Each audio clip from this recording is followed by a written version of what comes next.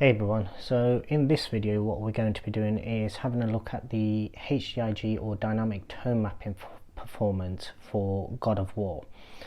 This is one of the most striking titles that I've personally played on the PS4. It's one of the very few games that I've actually played personally, but it's one that I really enjoyed. I didn't actually complete the game, I didn't get all the way through, but it's just one of those titles that I know does have really good HDR performance, so I thought it'd be a good chance to have a look at it, see if it's even affected by HGiG or not. As we saw with the previous video, FIFA 20 was a game that, despite it being HDR and it having the little handshake in the top right hand corner, it didn't actually seem to make any difference in terms of the gameplay. Once you're actually in FIFA 20, the dynamic tone mapping did, but not HGiG.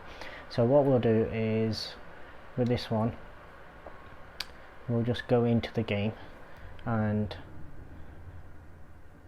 as long as I don't end up dying too fast, I'm hoping we can get enough of a look at whether it's worth switching it on, whether it makes any difference, whether it makes no difference, whether dynamic tone mapping works well or not. What I'll do is I'll cut away and we'll come back once the game's actually begun. Right, so now that we're back in game, what we'll do is, firstly, we'll just switch between the three modes just on this screen here. So what I'm going to do is, firstly, I'll just bring the camera brightness down a touch, just to try and, in fact what I might do is just lock it in there.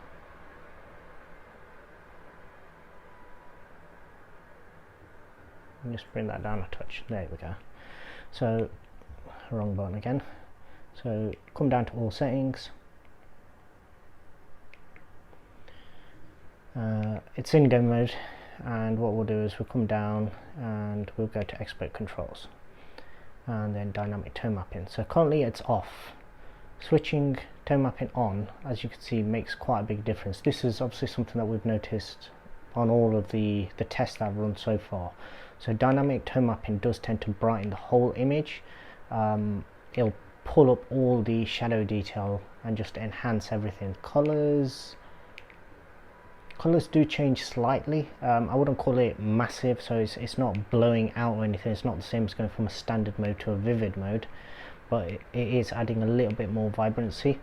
Now, one thing that, if you just look in these areas where the sky in the background is, I'm just checking on camera. So on camera it's blowing it out massively. To the eye it's not actually that drastic, so whereas right now you're seeing all of this region completely almost blown out by the change. It's not quite that drastic when you're actually in person. However, it changes the tone. So right now it's more of a muted color, and when you click on, it's basically adding a haze. That's probably the best way to describe it. So these, you're not going to be able to see it on this one, so I'll switch it off. So just here there is actually a little bit of cloud detail, and what's happening is, as you go up, that detail almost phases out and it's blended into the rest of it. Now let's see what HGiG looks like compared to off. So on this particular scene, no difference at all. Let me just spin around, and what we want to see is ideally this. And let me just see if I can pull that in a bit better. Right, so between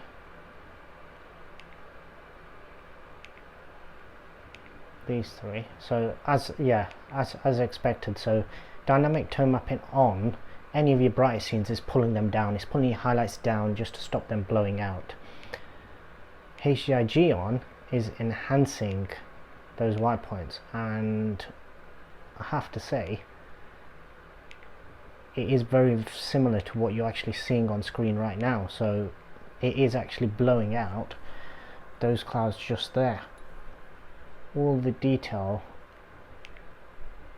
that you've got there, and not so much there because that's just dimming everything else, but it's making it more intensive. It's making it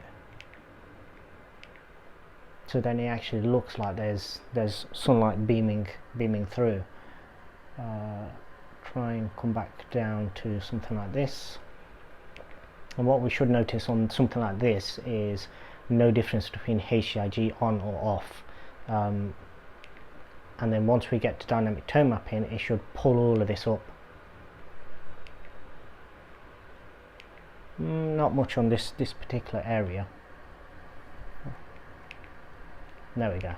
So this is where you really get the impact, as you can see between those two. HGiG on or off doesn't really make any difference. I'm not really seeing anything there, but dynamic tone mapping on and off, that does actually make quite a big difference. Try different.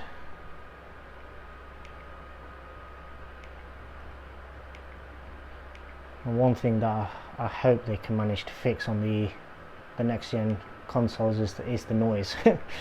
As you can hear, I mean, I've literally only had this on for maybe less than 10 minutes and it already sounds like it's about to take off. Yeah, so between HGiG on and off, nothing really much there. Dynamic tone mapping there. Let's see if we can get another different view of the sky. I mean, from what I've seen so far, the sky tends to be the most impacted by HGiG on all the games I've played so far. If it's actually enabled and it's having an impact, it's generally on sky and light rays that it tends to affect it. I mean, on this particular one, I'm not sure right now which one I actually prefer.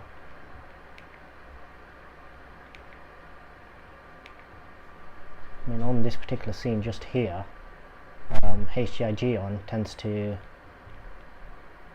give you a bit more of a pop to the waterfall just there. I'm not sure how well you're going to be able to see it, but this is basically just water falling down the rocks. And yeah, dynamic tone mapping, especially in this region here, it seems to pull out a lot more shades, so you're getting oranges and different shades of this kind of blood orange, if you like. And whereas HGiG, it's almost, yeah, so it's pulling up your whites, all your peaks, it's pulling those up, but it's not really giving you the same colors. So in this particular area, on this particular scene, I'd probably say the LG is probably doing a better job in terms of what we're seeing. If we just come across to somewhere like this, and if you haven't seen the previous videos, do go and check them out, because they'll give you an idea of the difference between the various games, whether it's having an impact or whether it's not. Dynamic tone mapping in every game that I've tested so far has clearly shown that it does have an impact on all the HDR games, that is. Obviously dynamic tone mapping won't show up on non-HDR games, but yeah, and even though it darkens the foreground and all of your shadow detail in this sort of scenario, out of the two, well, out of the three, on, off, or HGiG, I'd probably prefer on. So in this instance, what the TV is actually doing seems to me to be slightly better compared to what HGiG is actually doing. Obviously this is purely subjective and everyone will have their own opinion on it based on what you're seeing on screen. On screen, possibly not the best way to go about it, because it's never going to transfer across exactly. Through the camera, I just can't pull all of the highlights and all the shadow detail that I'm seeing to the eye. However, between HGiG, dynamic tone mapping on and off, I think everybody will agree that that has a big impact, and overall it'll give you a more balanced picture. Not necessarily in every situation, but it's probably more pleasing to the eye for most people, because it will give you more shadow detail, and generally most people struggle with the shadow detail as opposed to the peaks.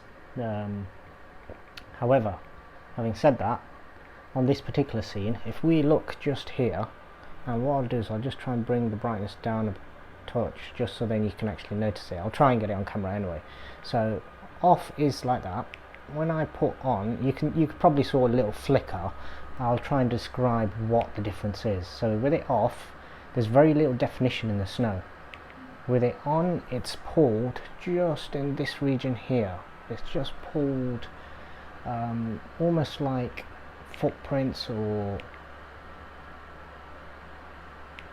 you can see some sort of an outline in the actual snow itself. When I go to HGiG on, all of a sudden it's actually given a lot more definition. So you may, yeah, you can just about make that out just there. You can see a little bit of a shadow where the snow isn't quite even compared to, yeah, so anywhere that you're getting highlights, anywhere that you're getting bright highlights, HGiG is definitely doing a better job in retaining information and retaining detail. Let me come a bit closer and let's see. Oh wow, yeah, so that is very obvious. So if you couldn't notice it before, you should be able to now.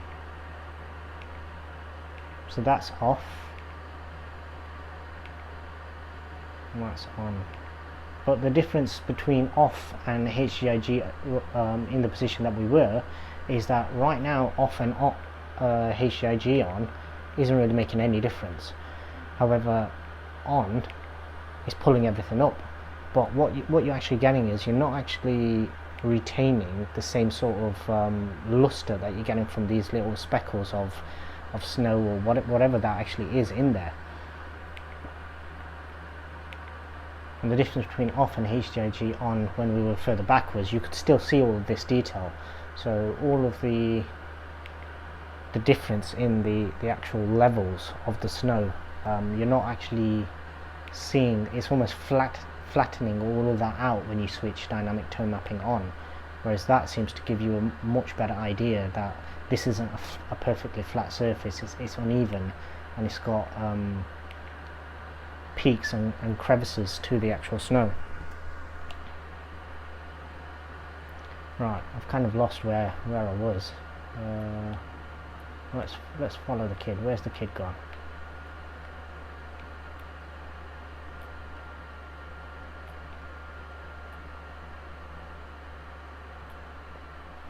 No, one final chance just to have a look at this.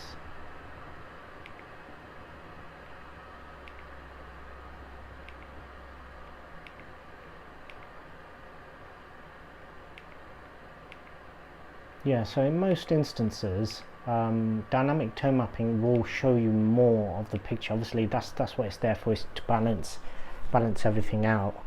But it's probably subjective in terms of what you actually prefer, whether you prefer to get that tiny bit more detail from your highlights, or whether you're okay with losing a little bit of the structure in order to get those highlights, maybe a little bit more blown out or a little flatter, but obviously to get all of your shadow detail pulled up for you.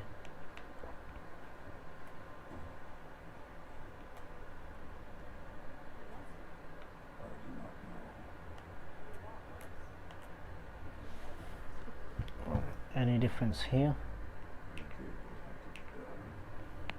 I'll just balance that picture out again.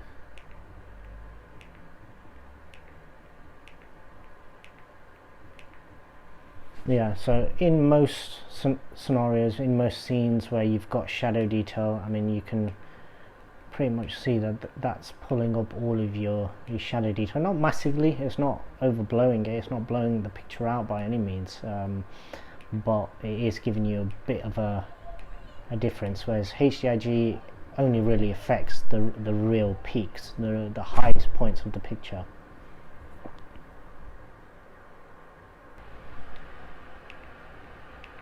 Yeah, as you can see, dynamic tone mapping has much more of an impact compared to HGiG in most scenes. There's going to be the odd scenes where HGiG is more impactful, but they're few and far between. I'd say probably for the vast majority of games,